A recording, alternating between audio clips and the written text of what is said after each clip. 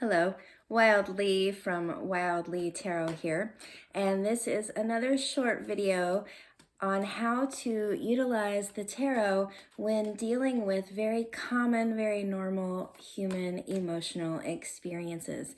So today we're going to do a quick reading on getting advice on how to work more easily when we are experiencing anger. How do we move more easily as we are experiencing anger?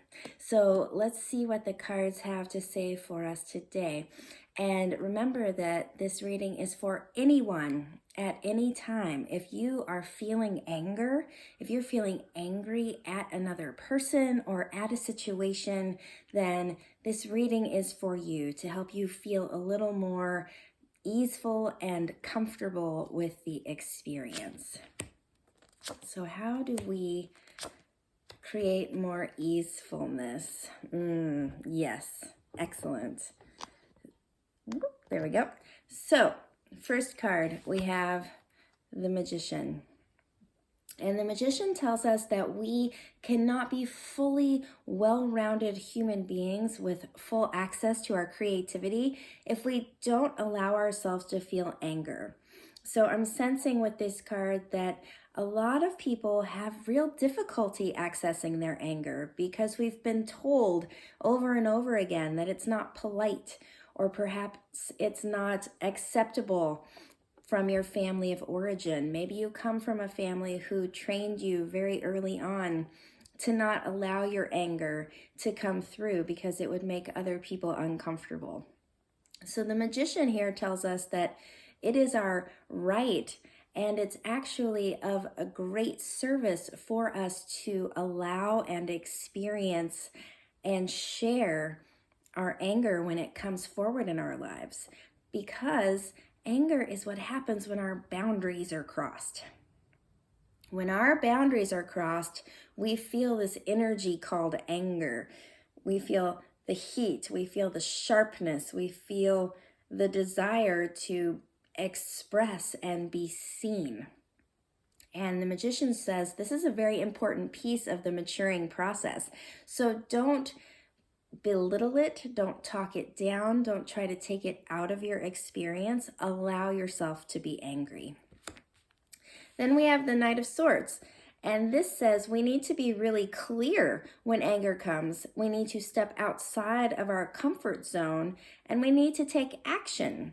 When we feel angry, there's a reason why we feel angry, and it requires us to take action on that anger so that our body and our heart and our mind and our soul knows that they can trust us to do what's necessary in order to keep ourselves safe, in order to have our boundaries and needs met and heard. The Knight of Swords says we have to get a little uncomfortable and step outside of the norm. Maybe this means we have to have an awkward conversation with our partner or with our colleagues at work and make sure that our voice is heard. Maybe it means we need to get a little loud and clear and say, no, thank you. That is not appropriate, and you may not speak or behave in my presence that way. Perhaps it means writing a letter, joining a group, being part of some type of revolutionary activity, whatever the scale is for you, where this anger is being triggered or activated. The Knight of Swords says it's an important piece that we take action with that anger, that we defend ourselves, that we make sure we have space around us as we process the anger and whatever other feelings are also lying beneath that. And then finally, we have the nine of Pentacles. And Pentacles is the element of earth. It's safety, it's security, it's groundedness. And this card is telling me that when we move through these processes over and over again, when we show up in life and then our boundaries are crossed and we meet them not with explosive, agitated blah of sensations where we're just passing along our discomfort, but rather we show up skillfully with our language and we say, hey, I need to make you aware. this action, these words, they provoked this response in me, and my need for blank has been crossed, and I need to have some reconciliation. We need some right relationship repair here. The Nine of Pentacles says this is work. This is work that we are all collectively engaging in. But if we choose to do it for ourselves and for each other, if we begin to model this behavior for our children and for our parents, really the ability to use nonviolent communication while also requesting and making clear needs and boundaries, we begin to create a masterpiece of our life, at least with regards to communication and relationship.